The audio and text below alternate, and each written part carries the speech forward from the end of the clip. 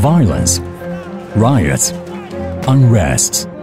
Behind all this is one troublemaker that sows the seeds of instability and conflict in different parts of the world. All of you in this room have good reason to be proud. The National Endowment for Democracy, or NED, was founded in 1983. A legacy of the Reagan administration. It is ostensibly an NGO that promotes democracy abroad and claims to be dedicated to the development of human rights, independent media, and the rule of law in other countries. However, is this really the case? This is Victoria Nuland, an official of the U.S. Department of State, who also happens to be an NED expert and board member. Nuland appeared in Ukraine on November 21, 2013, when the country was mired in political turmoil.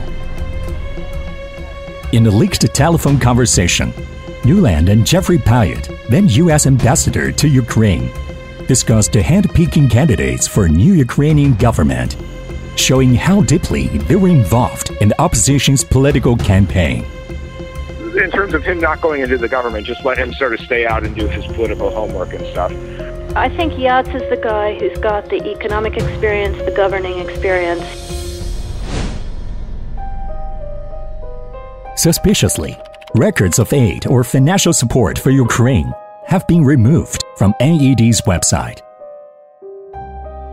However, clues about NED budget document collected by media can still be found on the website of Monthly Review.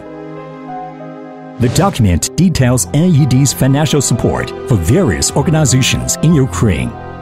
The number of projects funded, as well as the amount of funds, are staggering. This is not the first time that NED, a cover for the US government, interfered with democratic election in Ukraine. NED interfered in the Ukrainian presidential election of 2004.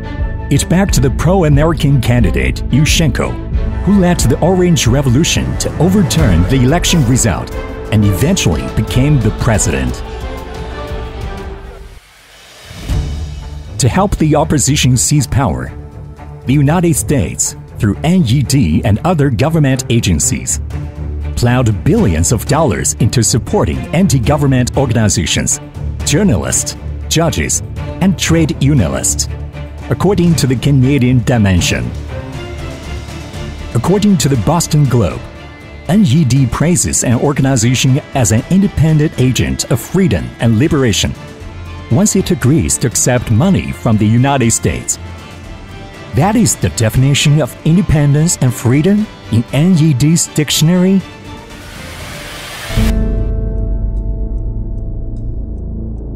As interfering in other countries' affairs is prohibited by UN conventions and international law, NED plays the role of de facto CIA when it is inconvenient for the latter to operate openly.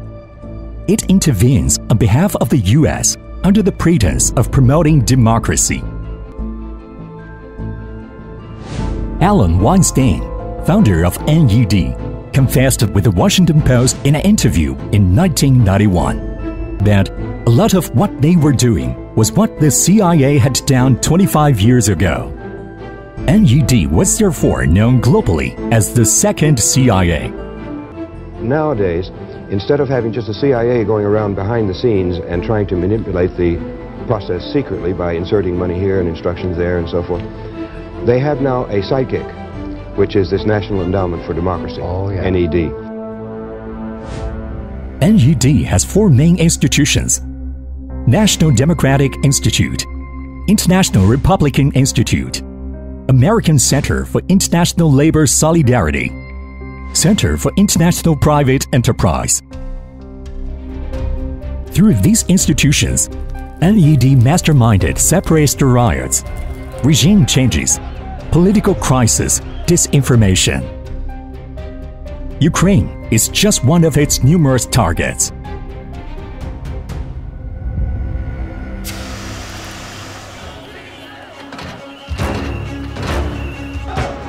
NED was also an important enabler of the Arab Spring, providing financial support to pro-America individuals and groups.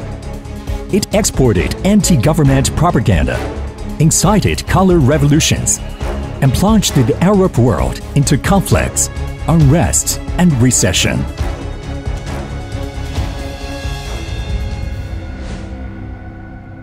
NED instigated the color revolution in Bolivia, forcing President Evo Morales to resign and go into exile, creating political instability in Belarus. The United States masterminded color revolution against the Belarusian government. In addition, NED orchestrated violent coup in Haiti, influenced elections and constitutional referenda in Kyrgyzstan, stirred up protests and confrontations in Thailand, incited oppositions in Nicaragua to seize power by force, interfered in Mongolia's parliamentary elections and Uganda's presidential election.